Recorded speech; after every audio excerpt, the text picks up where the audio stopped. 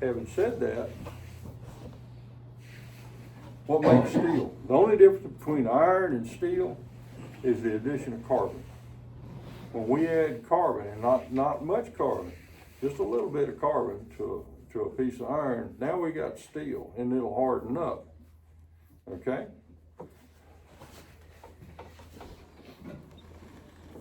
Iron is epic. So we want enough carbon in there to make it a serviceable knife. The more carbon, the more brittleness we usually get out of a piece of steel. Now, nails, for instance, are they're made out of something similar to 1040.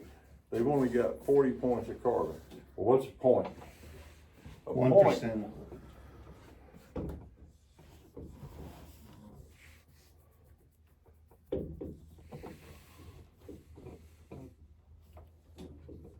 A point is 1% of 1%.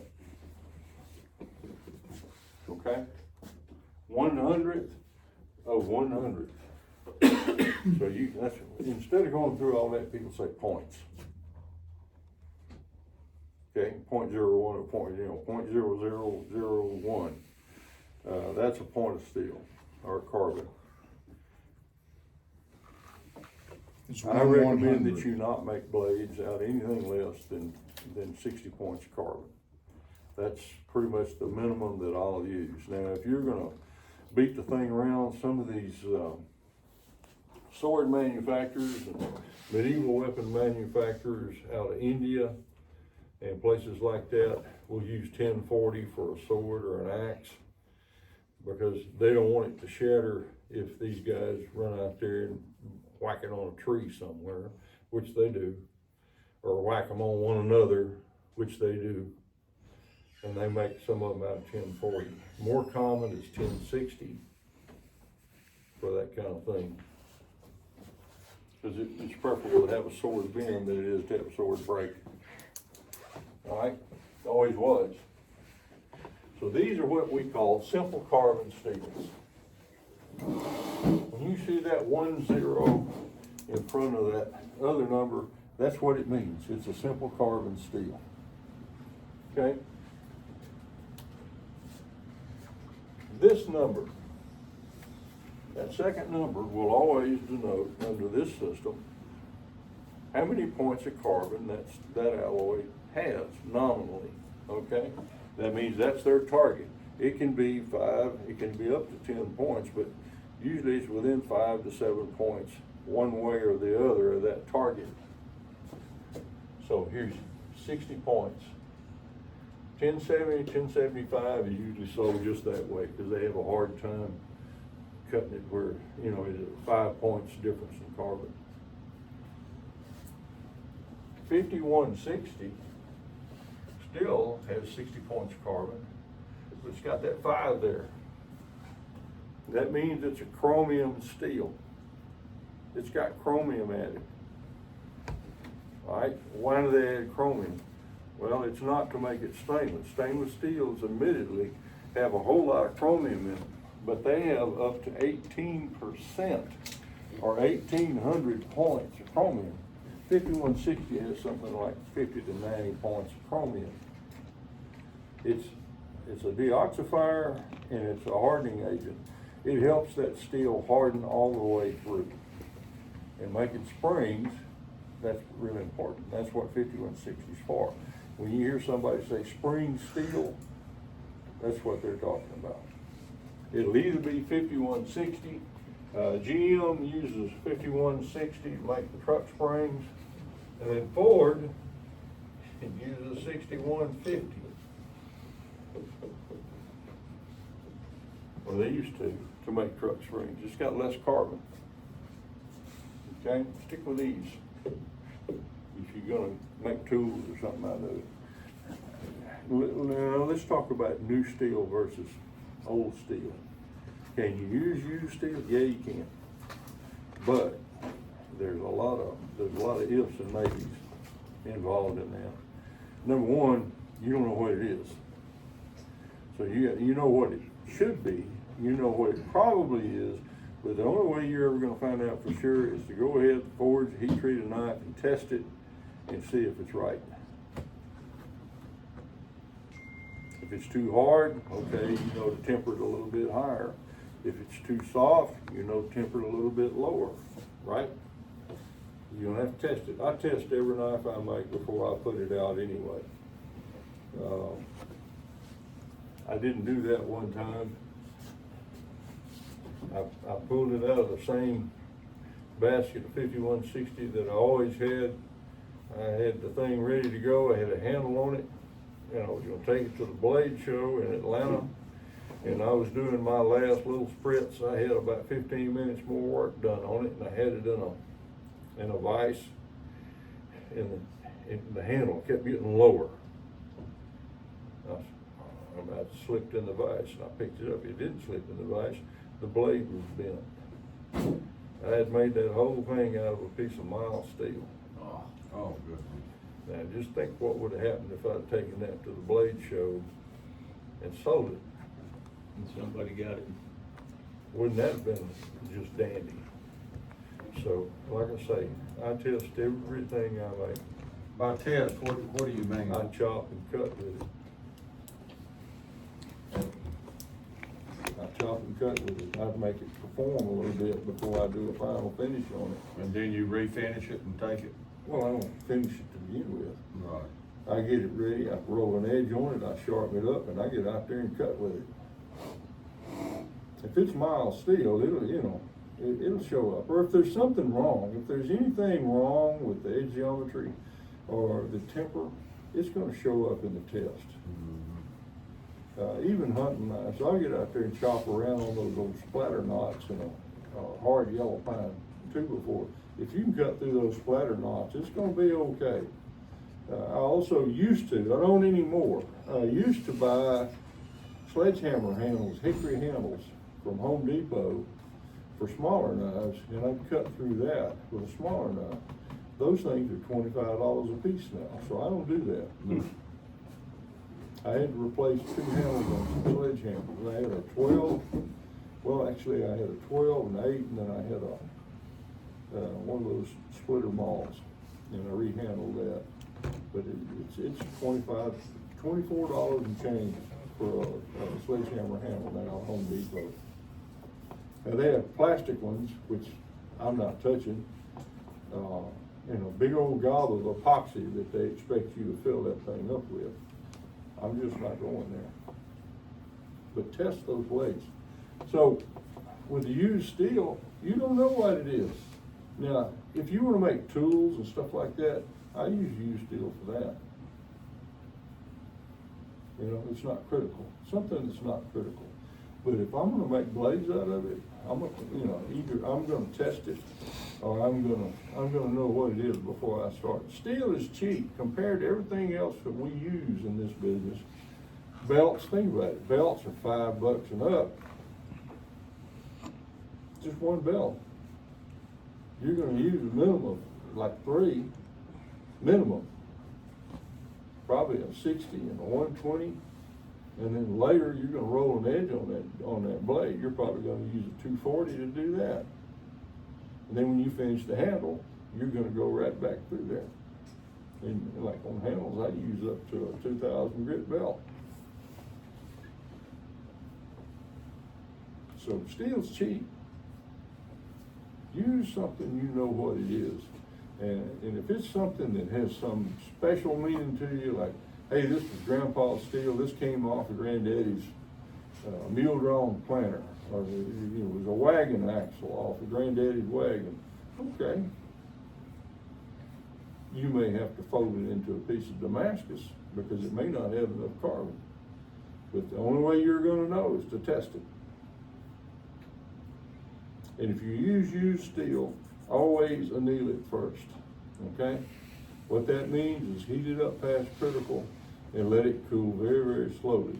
Put it down in vermiculite, put it down in what I use is hardwood ashes. There are people, I see people that use lime flour. There's people that use, it's perlite, and that works. But whatever you do, anneal it first, because if you go out there with a heat-treated piece of steel and you heat it up, you start beating around on it, yeah, it'll move, but it's gonna get little spider web cracks all in it. Okay? There was a big discussion on the ABS forum one time about this guy was buying used steel to practice with, and man, it was cracking, this, that, and the other. And we got all the lit up, man, we got all these answers, you know, big old long esoteric answers about, well, it may be this, and it may be that, it might be this, that, and the other. Wasn't any of that. And I put on there, anneal it. I went through that, anneal it. I used to buy hay rake tons and stuff like that and make knives out of them. Anneal it. So the guy annealed it. Then he came through this class. It wasn't here, it was in North Carolina. He was a Marine. He came through class. He says, you were right. He said, all I had to do was anneal that stuff and it never cracked again. I've been there. So, yes, sir. What's the difference between annealing and normalizing? Annealing is when you heat up a piece of steel to critical temperature. In other words, the point at which it goes magnetic and it changes from pearlite to austenite. And then you cool it slowly. If you cool it quickly, by putting it in oil or water, it's gonna harden it. It'll turn into martensite. But if you cool it slowly, the whole thing will turn back into pearlite, which is the soft state. Isn't normalizing a slow cool? Normalizing is not really a slow cool. It's cooling in air. So it's a little bit faster. It's kind of like an air quench, but not quite. When you normalize, it'll be a little bit stiffer than it would be had you not, okay? But what it'll do is it'll start making that grain, it'll make the grain smaller to begin with, and it'll make most of it all smaller, and it'll make it, it's normalized. It's gonna make all the grains similar. You won't have areas of big grain here and areas of small grain here. Now, the exception is if you forge that edge heavily and you broke those crystals up, it's not gonna make the crystals bigger. Those crystals will stay broken up, okay? So it won't hurt that. Yes, sir? If you are going to anneal, do you still need to normalize before annealing, or you can go directly to anneal? No, I don't do that unless I have forged a blade out of it. Okay. Then I will normalize. That's probably a subject for somebody else to talk about, but if I forge a blade, yes, I'm gonna normalize it. Then I'm gonna do a subcritical anneal. Okay. Okay, I don't bring it back up to critical. Okay. I bring it up, shy of that. Below critical. So what we're gonna do is when we heat treat, when you forge from here on in, what I want you to do, when you go to normalize, I want you to bring it up to about 1600 degrees, which is just 100 degrees past critical. And then let it cool in still air. I want you to do that 3 times. 3 times. No more than that, and no less. Less, you may get more warpage than you want. More, you're gonna start concentrating the carbon only on the edge. But as curious as that sounds, sometimes it won't harden up properly if you over normalize. Don Fogg used to do a demonstration where he would over normalize a sword blade. Well, he would not over normalize it. He did it 3 times. And then he would quench it. The edge would get hard, but the back would not, because all that carbon had migrated to the edge. If you overdo it, all that carbon will migrate to the edge. But it didn't work out.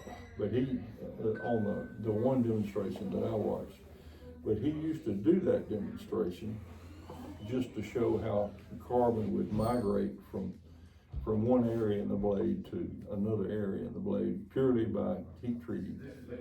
But we're gonna normalize 3 times at 1600. There are formulas out there where Don walks up here and tells me they're fixing to do something. They're fixing to take some photographs, so just keep on.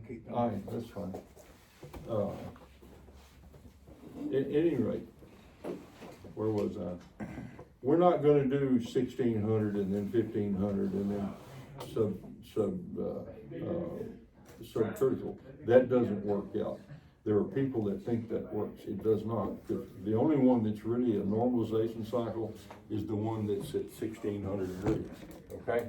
If it's not 100 beyond critical, you're not getting a normalization.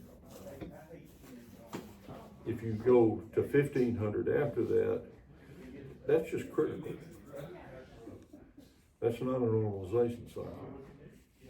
And then if you go below critical, that's a subcritical anneal. That's not even any kind of a normalization. So do 3 at 1600, and then do a subcritical anneal where you just barely see any color at all. Just a dark red. Then get it in the vermiculite and leave it there. Question. And it'll reduce your grain size. I was on Admiral Steel yesterday, ordering some steel and looking at the spec sheets, and in that, it was, suggested cooling based on degrees of cooling per so many minutes. Do you change the media or medium that you use to anneal in, like vermiculite or lime or different products based on that spec sheet? When those people sell you that stuff, they're not really selling you knife steel, they're just selling you steel. And they're not really thinking about thin cross sections like that. When they sell stuff, it's usually based on a 1-inch cross section. Okay? Yes. But to do a true anneal, a complete anneal, you put it in a heat treating oven and you bring it to critical and you cool it no more than 50 degrees per hour. Right. Fahrenheit, and until you get to like 1200 degrees, and then you just let it cool. That's not what we're doing. In the thin cross sections that we're working with, we don't have to follow those rules. Right. And we're not trying to do a full anneal. We're doing a subcritical anneal. We're going to soften it up enough to where you can file it, you can tap it, you can drill it, you can thread it, you can do what it is you want to do. You don't have to do a subcritical anneal. Don Fogg never did. He would do the normalization, the 3 thermocycles, and then go from there. Right. I mean, he never did. He said, well, I don't want to change it. I said, Don, if you do a subcritical anneal, it won't change it. If you go above critical, okay, now you're changing things around. You're going up into another normalization cycle is what you're doing. But if you don't go to critical, you're going to soften it, and you're going to soften it plenty to do what we want to do. And what you're going to do is you're going to sphericize it. Most of that steel comes in a sphericized form, and the grain and the clusters of grain, they're spherical. That's why they call it spherical, and it relaxes the steel to a degree. So the subcritical anneal is basically, it's similar to tempering a blade, but at a higher temperature. You're just softening I mean, the procedure is basically the same. making it more malleable. Yeah, Okay. that's all. Yes, sir. When you touch your hot blade with the magnet, will you not damage the magnet? No. No, it doesn't. See, steel changes structures according to what temperature you bring it to. While it's just sitting here, like on the table, it's pearlite.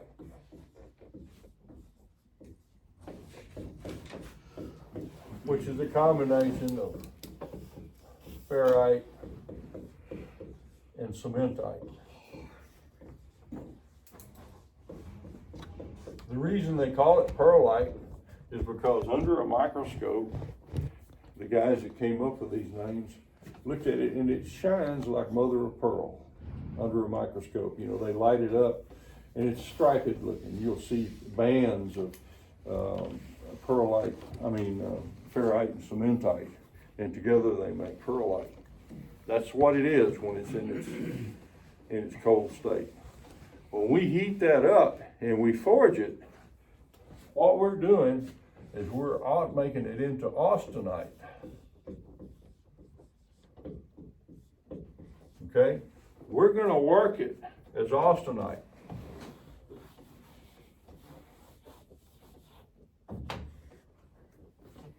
We're gonna work it as austenite. We're gonna quench it later as austenite. We're gonna bring it past critical, and we're gonna quench it, but we're gonna cool it.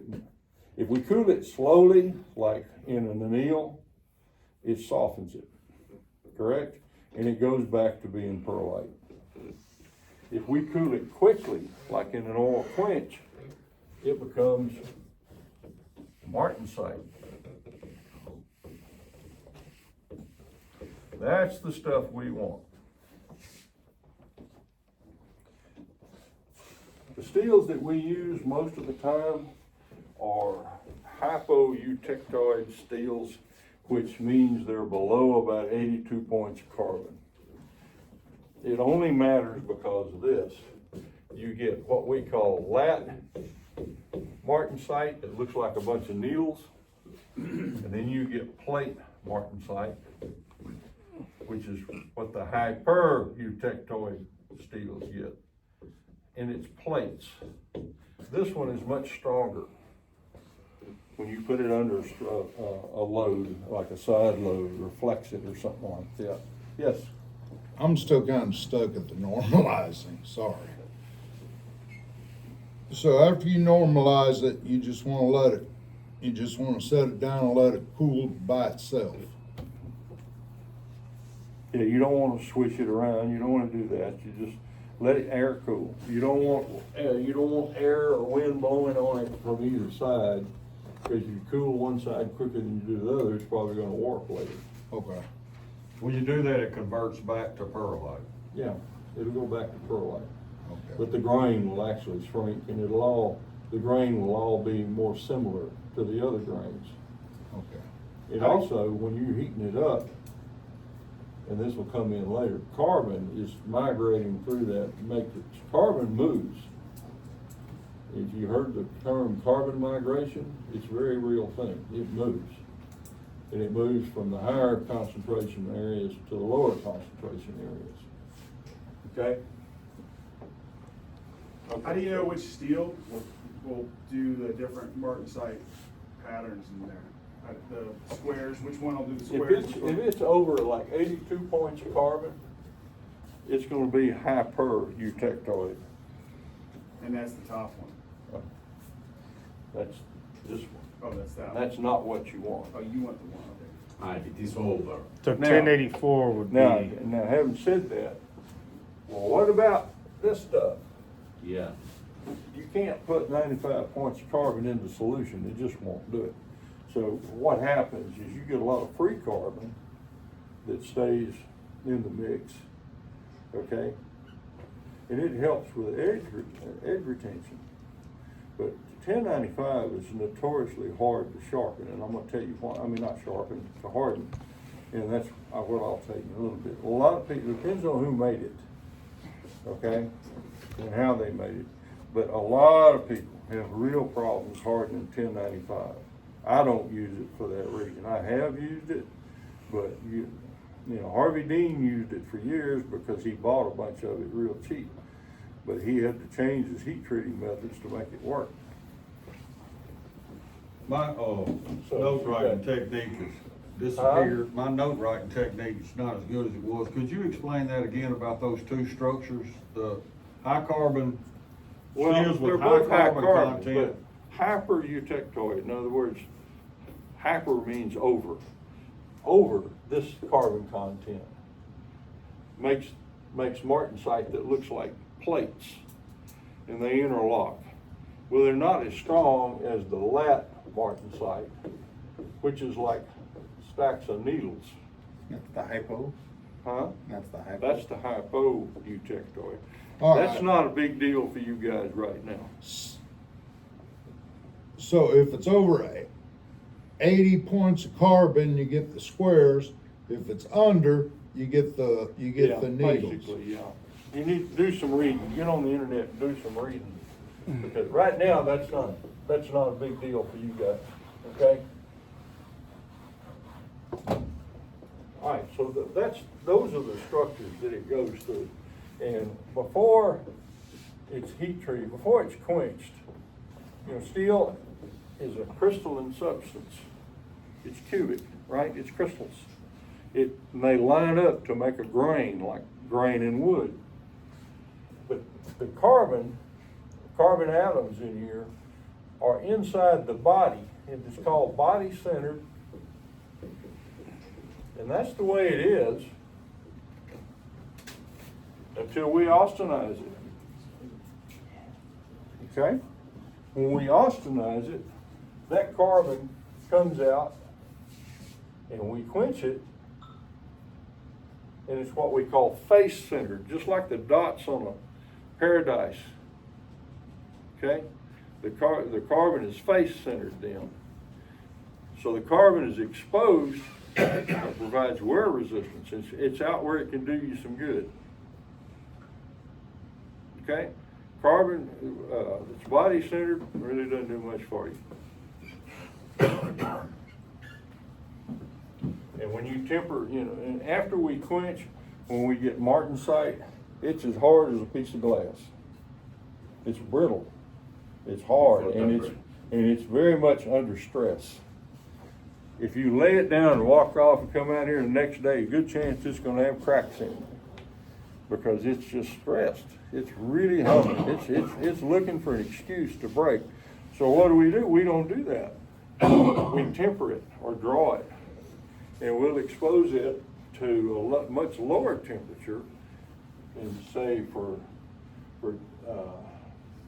1080, 1075, 1084, we'll go about 415 to 425 Fahrenheit. For 5160, we won't. For 5160, we're going to go to about 375. Every alloy has its own critical temperature, and every alloy has its tempering range that'll be slightly different with temperatures. Now, all these 10 series steels tend to temper pretty much the same. 5160 is an exception. Yes, sir? Does it matter how long we temper for, or is it just How put it many in there times? overnight? Yeah, it does. Usually I will temper for 2 hours, take it out and let it come to room temperature. Sometimes I'll let it sit there overnight and then I'll temper it again the next day. There's a reason. We temper to bring the brittleness out of that martensite and bring it down to a hardness level that we can live with, something that provides us with enough strength and edge holding to do some good. Okay, but we're not going to soften it too much because it'll go from a knife hardness to spring hardness. It'll be very flexible, but it won't hold an edge very well. Okay, but some steels are better about holding an edge even at a higher toughness level. 5160 is, hold on, 5160 is about the toughest one we use. There is another one named 8670, and people say, oh man, I've been using this 8670. Well, you go right ahead. It's been around there for 1,000,000 years. The thing is, it's as tough or tougher than 5160, but it's pretty mediocre for holding an edge. 5160 holds a good edge, makes a good knife. So if I'm going to make a big buoy or a chopper or a camp knife, what am I going to use? 5160. 5160. Can we make a test knife with the 5160? That's what we have. Yes, you are. What? You've been using 5160 for a week now. Because in Argentina we'll not get any other than 5160. Well, the smart bladesmith will start with one steel, and he will work with it until he gets his heat treating methods and all of his methods to where he gets the same excellent result consistently, time after time. He can go out to that shop, get a piece of it, and always come up with the same result. Then branch out to another steel. Yes, What's the temperature on 5160 and I use 1095? 375. 375 is on. If you're afraid you're gonna chip it at that temperature, you can go to 400, but 375 is what we used last time I was here and taught this class. Okay. And what about 1095? I don't use it, Okay. but I would go to a higher, in the 10 series steels, go usually tempered at a higher temperature, probably about 415 That before sheet he gave us 25. last week, What? Jim gave us a sheet last week and it's Yeah, got, you know that little booklet that you've got? There's all kind of these figures in that booklet. yeah. To get the Rockwell? Okay, you should have already read that. Yeah. But what about You 80? need to read it again so you understand some of the stuff. Now, there are several things that make differences in these steels as to how they behave. You got carbon, right? That's what allows it to harden to begin with. Without carbon, you don't have steel. Okay? You got chromium, we already talked about, and that's what's in 5160. That's what that 5 means. That's what's in 5160 to help it harden deeper. It hardens all the way through. You want to make sure a spring is hardened all the way through. It makes it the same. It's homogeneous. It's the same hardness all the way through. Okay? Some steels use chromium for that. And we're not talking about stainless. And then some steels use manganese. Manganese is important for the same reason. It helps these steels harden all the way through. It helps it harden deeper. And the more manganese it has, the deeper it will harden. Case in point, 1095 only has 30 to 60 points of manganese. Okay, keep that in mind. Remember what I said a while ago, that's nominal. In other words, when they make this stuff, they may not quite hit that level, or they may hit more than that level. Depends on who made it as to how good it'll work. There's a lot of people that have had real problems getting that stuff to harden. And what they wind up having to do is do a quench at 1600 degrees after the normalization cycles, then anneal it. And what that does is it lets that carbon spread through that matrix. And when you quench it, it freezes it in place. So when you quench it for real, the second time, after you go back, you anneal it, you go back and you grind it, you file it, you thread it, you do whatever you have to do to it, stamp your name on it, then you heat treat it, you quench it again, and it's hard. Well, that carbon doesn't have to go find all these areas in that blade. It's already in place. It was frozen when you quenched it that first time. And you did a subcritical anneal, so it never moved from that position. You understand, Santiago? Okay. It's gonna stay there. Okay. And you can do that with 5160, but to be honest with you, I've never had to do that with 5160. It's always been very simple to heat treat. So that's very important for me, Greg, because on the high carbon steels, I will not get 1084 in Argentina, not 1080, not 1075, probably 1070, but I can get 1095. So I use in Damascus 1095. Yeah. I've never had problems quenching it, Then- being a Damascus. That's with- good. Yeah. That's good. But I'm worried about, so I would like to know very well if I sometimes go through a problem, what do I have to do? Is a double quenching you're talking about? It's a quench after the normalization, then a subcritical anneal, and then your final quench later. Okay. And Double it, quench. and it helps harden. And I'm that's lost. because it's not enough the manganese quantity it has inside. Manganese is a little lower in 1095, Okay, yes. great. Now, 1080 is similar, but it's like 40 to 60, Yeah. somewhere around in there. And the same 1084. Same was here, same was here, I don't use this, but same with here. 1084 will be the same, will be higher. Yeah, manganese. it's gonna be more than 1090, More, or okay. maybe a little bit more. Okay. We never have problems getting that stuff to harden. We've never had any problems getting 1070, 1075 to harden.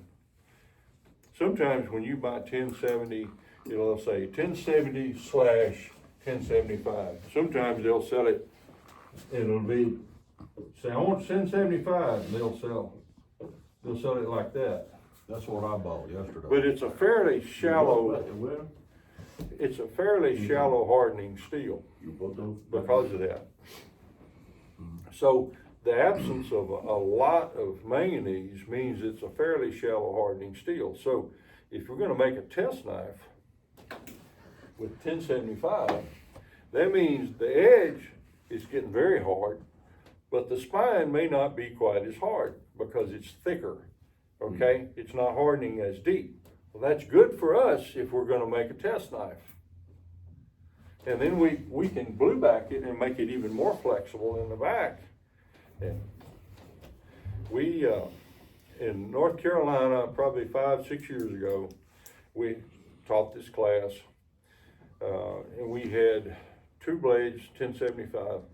One was edge quench and one was full quench. I quenched both. They forged them, I heat treated them. The full quench blade, I said, okay, you can go 90? Yes, it went 90. I said, you wanna go back the other way? He said, yeah. So we went back the other way. And then he said, well, I wanna take it all the way. Well, he took it like that until it hit the vise. Then he went back there. We did that 7 times before it broke. That was a full quench blade. It had been blue backed. Now the edge quench blade, we did that 30 times and it broke. And we videotaped it. 30 times. So I can prove this happened if I can just find that videotape. And it was 1075. Huh? What- 1075. 1075. But like I say, the edge, it chopped, it cut, fine. The edge is fine, but the back wasn't hardened quite as deep. And then when we blue backed it, man, it was just, you know, Katie bar the door. Yeah. I mean, it just boom, boom, boom, boom. Now 5160 has chromium in it. It hardens deep. So we have to make sure that we blue back. We're gonna do that twice. If I was taking a journeyman test, I'd do it 3 times, but to save time here in this class, we're gonna do it twice. We did that 6 months ago, and like I said, everybody in the class passed with a full quench blade. When you talk about doing it twice or 3 times, when you blue back it, And clean you're it up. getting it to a certain color, Yep, then you allow it to cool completely? Yep. And then do it again? yep, Okay. and clean it off so you can see the colors running To in. clean it again and do it again. I said, boy, I've thrown all kind of confusion into this bunch. All right, what, I use a bunch of 80 CRV2. Could you talk more? CRV2? Yeah. Can you talk about any of that? We'll talk about it a little bit. I'm playing with CRV2 right now. Mm-hmm. As a matter of fact, I even brought some with me.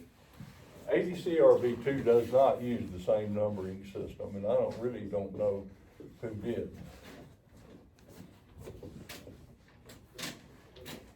All right, I'm gonna erase some stuff.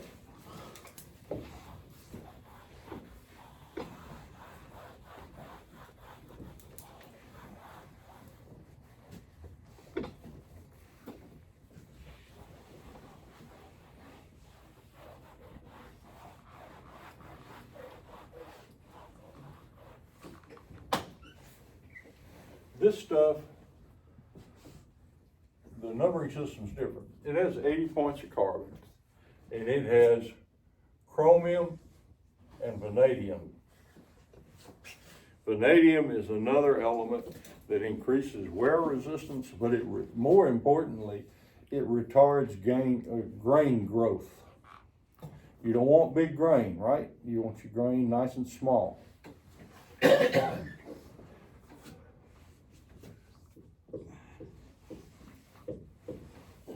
These 2 steels, the only difference between W1 and W2 is the presence of vanadium in W2. And it's there to keep the grain growth down. That's the only reason it's there. But it has the added benefit of additional wear resistance. The only negative to it is it ties up carbon. So you gotta make sure there's enough carbon in that mix, so that after the vanadium ties up some of it, there's still enough free carbon to harden up. There was an alloy made by Crucible Industries several years ago called Crew Forge V. V stood for vanadium, and it was supposed to be the ultimate forging steel. Well, what they did is they took 1084 and built on that. They took 1084, they threw in a bunch of vanadium and some chromium, and they said, here you go. It wouldn't harden. We tried it, it wouldn't harden. They put in all this vanadium and they didn't increase the carbon content, so the vanadium sucked up more carbon than it should have, and it wouldn't harden. So they went back to the drawing board, and this time they added chromium, they added manganese, and they added carbon. And then they put it out. I have some of it. Bill Wiggins and I thought, man, we had cut a fat hog. We bought a bunch of it. And neither one of us could get it to heat treat right. I mean, Jim Batson did some tests on it. We did it like Batson did. I made a blade out of it. You know that broken blade in there that I've been showing you guys? That's a Crew Forge V. That's the blade. I killed a 10-point whitetail buck, and I had to freshen the edge before I got through that buck. I said, this is no bueno. A good 1084 blade would have done better than that. So what I think, and I've told Bill this, is I think we missed the heat treat somewhere. I think it's better than that. It is notoriously hard to hand finish because of all that vanadium. It's very, very wear resistant. So it makes sense to me that it should hold an edge really, really well if it's that wear resistant. It takes forever to hand sand. It is the biggest pain in the butt to hand sand of anything I've ever seen. And then, of course, they don't make it anymore. But to grind it at 120 grit, Bill Wiggins called me in a panic. So I can't get it. I can't get it to grind at 120. It just smears it. I said, okay, slow your grinder down. You had to slow the grinder down before it would grind. It would just smear, and it's just not worth fooling with. Yeah. Which is the carbon content on W2?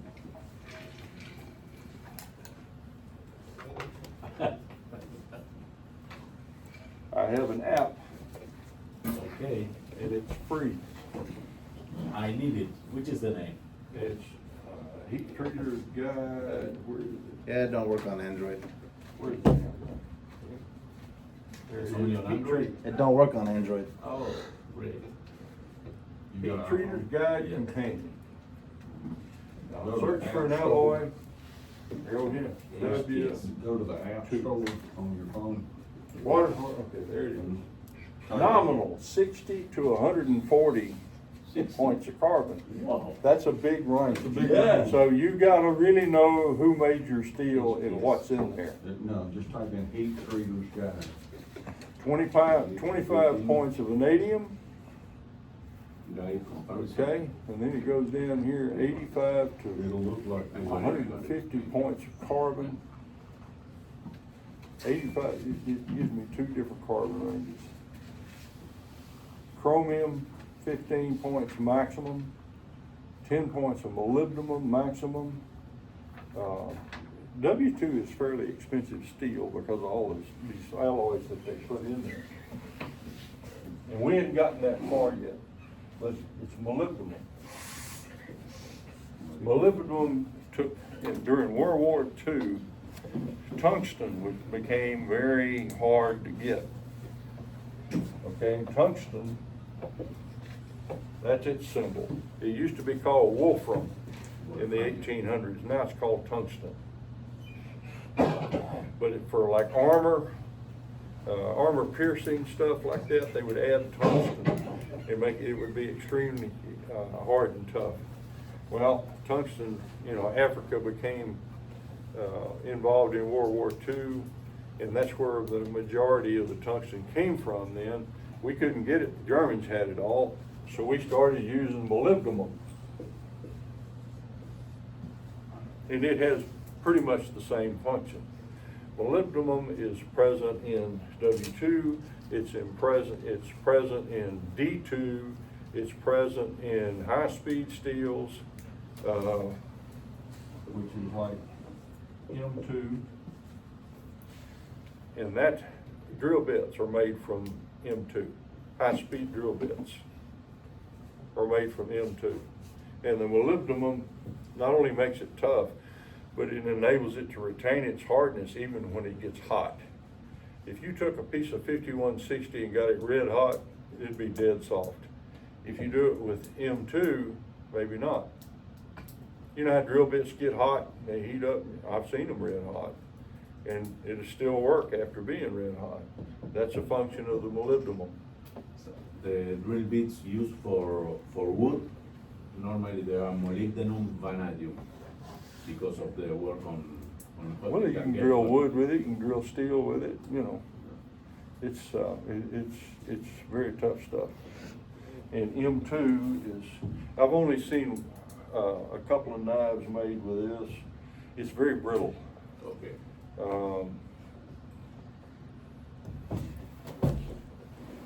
I'm trying to make the knife cut. I'm having a senior moment. I have one of their knives. But they made, one year they made some knives out of M2, and they cut very well, but they would get nicks in them and they would break because they weren't flexible. No flex at all. Okay, so that's iron, vanadium, molybdenum, chromium, wolfram is tungsten. Okay, when we start getting into these steels, we get into tool steels. These other steels were very simple. These are not very simple.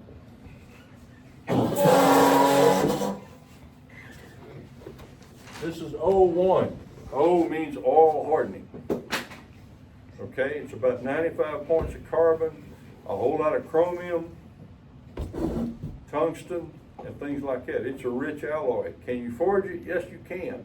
But when you get into these, they're what we call a rich alloy that's got a whole bunch of different elements in it.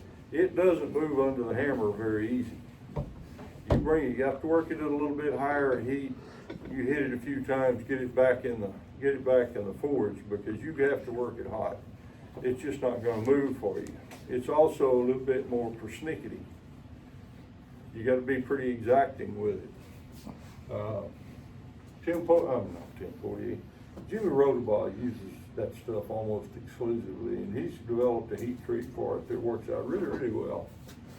It makes a decent knife steel. I use this stuff, I buy it in different rounds, in different diameters. You can buy it precision ground, flat, you can buy it different thicknesses, you can buy it in round stock. I use it for pin stock, I use it for put it on the lathe and turn tools out of it.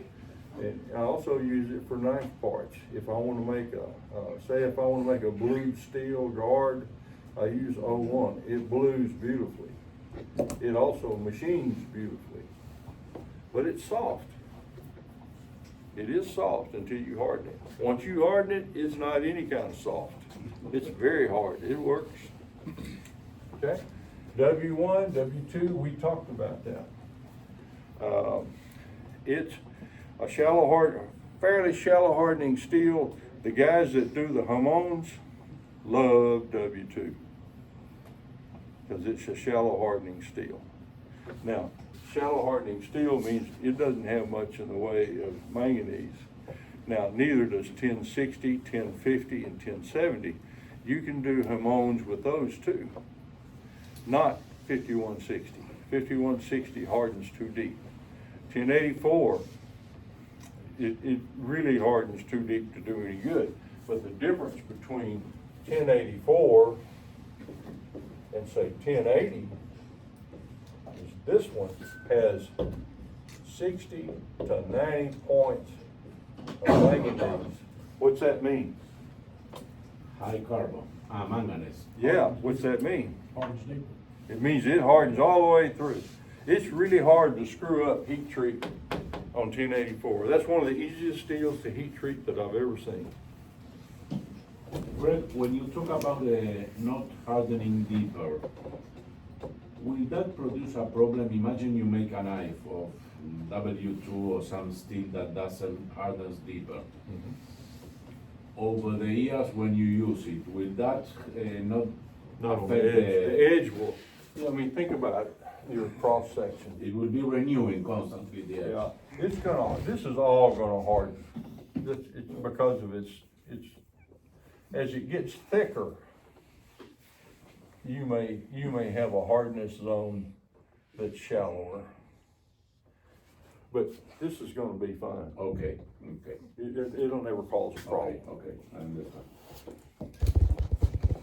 It's of an advantage if you're gonna bend this thing. Yeah. You know. But this stuff here has lots of manganese. The manganese also causes it to turn black in the etch when you use it in the baskets. That manganese makes it turn black. Black. In Europe, they have some that got a lot more manganese in it, blacker. Yeah. 1080 the same as 1084 it's not. on the, 1080 is just like 1075. 1084. So can we go back to the edge versus a full quench? You said the edge quench, y'all bent it 30 times. Yeah. The full quench was 7 They times. did. But I think out there you said the full quench was better for knives you want to see. Okay, I just want to make sure I had that straight. I never sell a knife with edge quench. Problem with the edge quench is once you bend it, 9 times out of 10, it'll stay bent. I understand. The only way you can keep it from doing that is to edge quench it deeper and deeper. Okay. Well, pretty soon you're pretty much got a full quench blade. But the only thing about edge quench is they have a tendency, the ones that I've seen and played with and made, if you bend it, it's gonna stay bent. Okay. And I don't want somebody coming back to me with a bent blade, and then I go in the shop and bend it back straight and say, here you go. That wouldn't make me happy if it was my knife. I think I've sold one knife that was edge quenched in my life. And it was quenched pretty deep. You know. And we're gonna, when we get ready to heat treat, we're gonna talk about that a lot more. So don't get ahead just yet. In the next day or so, we're gonna talk about that. All right, so what we found out is manganese and chromium count, right? If it was stainless steel, there would already be a bunch of chromium in it because they're using 18% chromium. 1,800 points. And what it does is it sets up chromium carbides on the surface. And then when they polish it, it smears those pores closed, and it's stain resistant. It's really hard to get it to rust. It's not stain less or stain proof, it's stain resistant. D2, which by the way cuts, is 12% chromium. But it's got carbon, it's got molybdenum. It was made during World War I to cut paper. It's one of the few steels that was created to cut with. But it doesn't flex. It doesn't play well with others when it comes time to flex. I have forged it, and it doesn't improve it enough to, I don't think, to justify all the crap you got to go through to forge an air hardening steel and deal with it. I have forged D2, I have forged 440C, and I have forged ATS 34. It made the grain smaller and probably made it stronger, but who's gonna flex a stainless knife? I'm not me. I don't want to take a chance on snapping it. And it didn't improve edge holding enough to say grace over. What kind of steels would you want best for different uses? Like, what would you want for different uses of blades? To make what? To make different uses of blades. So if you wanted to make a kitchen knife, what steel would you use? What if you wanted to make a hunter? What steel would you use? Something Well, like a camper for knife. hunters a lot. I use 1084. 1084. A whole lot, and I use 1075 a whole lot. For a bowie knife, I usually use, for a carbon bowie knife, I usually use 5160. I can buy 5160 1 3/4 and 3/8 of an inch thick, but I own trip hammers. So I don't have to buy 1-inch stock and all this stuff and worry about it. I buy big steel so I can make big knives if I want to, but I go out there and I reduce it down to whatever size I need to start with on the power hammer. So, you know. What would you say the best steel like for kitchen knives? Sir? Kitchen knives and flexing and Kitchen knives, you know, you can use the same carbon steel for kitchen knives that you use for anything else. Now, 1084 has less flex to it, but I'll be honest with you, I never flex my chef's knife much anyway.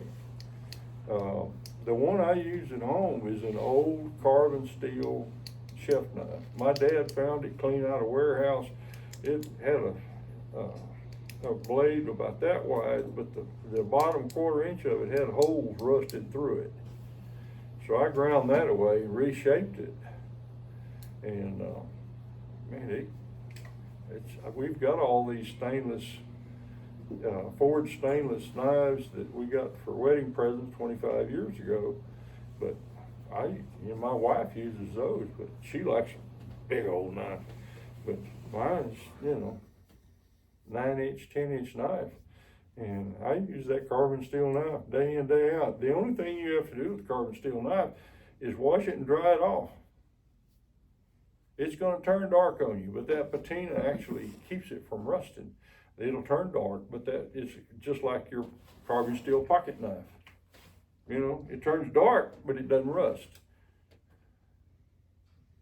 I don't know what that is. It's a case knife. I don't know what the steel is, but it turns dark and it doesn't rust, even in my pocket.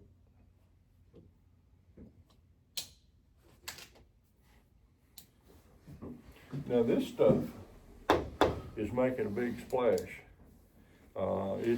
We had a guy test here for journeyman before we started the hammer in. This is what he used, and it passed with flying colors. It was the first one I had seen tested with this stuff. yeah, I was talking to that guy. Mm-hmm. This is shaping up to be some really good steel. Bill Wiggins made a couple of knives out of it, and he made some Damascus with it. It doesn't etch well. It's not a high contrast etch. I've used that quite a bit, actually doing some of the But it stock cuts. removals. I've hammered through a bolt through it. Yeah, It's- it cuts. They shut. And it doesn't have, you need to soak that stuff for about 10 minutes before you quench it. Bring it to 1500 and soak it for about 10 minutes and then quench. And that way, all that carbon has moved. Again, that's what a soak is for. Give that carbon a chance to migrate all the way through that blade and then quench. I've never quenched it with the forge, I've only done it in the oven. That's all I use. What do you mean by soak? Allow it to be at that You temperature. leave it in there and you let it sit there at critical Basically like for cook. 10 minutes. Just let it cook for 10 minutes. Is that what you're talking about with the pipe? With the No, pipe? that's in a heat treating oven. Can you do that in just a regular forge? Maybe. If you got really, really good control of your heat and you run a piece of pipe through there and put it in the pipe, maybe. That's what I do. The only thing I can say is try it and see how it works out for you in your forge. Test that blade and see how it comes out. If it does what you want it to do, then you did everything right. Right? Yes, sir. It sounds like a heat treating oven is a pretty essential piece of equipment in a blade shop. Precise. It's one of the first things I recommend. My first one was a used one. I bought it from a knife maker supply company. They heat treated commercially too with a thing. It was a shop made oven, a foot square, and I bought it used. And I bought that thing probably 30 years ago or longer, and it's still running. I've never even had to replace an element in it. It's analog, which, that's not too swift, but I have what I need. I'm gonna convert it over to digital. I had one ordered and paid for, but after 17 weeks of waiting for it, I called them and told them to send my money back. Who'd you order it from? Soul Ceramics, it's an even heat. Nah, even heat is what I use. and they've gone up in price. Now, Yeah. you got Paragon. Paragon's claim to fame, and we have a Paragon here, a little one. The Paragon is coated with, they put covered in steel, and I've looked at their circuitry, and it's weird. It's not hard to make a heat treatment oven. Well, it's not hard to wire one, let me say that. The Even Heat has sheet metal around it for the most part. It has some exposed refractory, but it comes up to heat real quick. I have not had the first problem with my Even Heat, and they'll make it as deep as, as you want. You're gonna cost you more. Mine's 22.5 inches deep.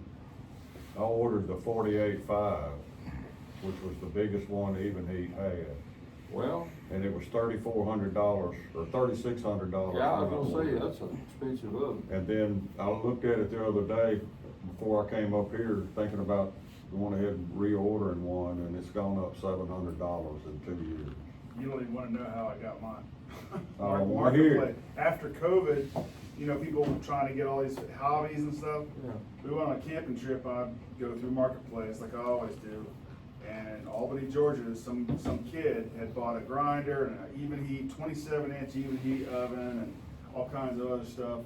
And I got in there and got it for $1,000. Oh, good. Woo! And he had used it, it didn't even have, it looked like he used it twice. I was like, hell yeah. Sometimes you can. You just never know. Stumble up on something. never know. I'll be honest with you, unless you're gonna be a sword maker, you don't need one. Well, that's one thing I have in mind is, making sabers as, gifts for the highest donors at my alma mater high school. They were the Washington Generals, and their saber was the thing, and for But that's a fundraising, That's a really expensive way to go. You could make something out of gas, you could run it yourself and make one out of gas and just, get on the internet and learn the basics of making a gas.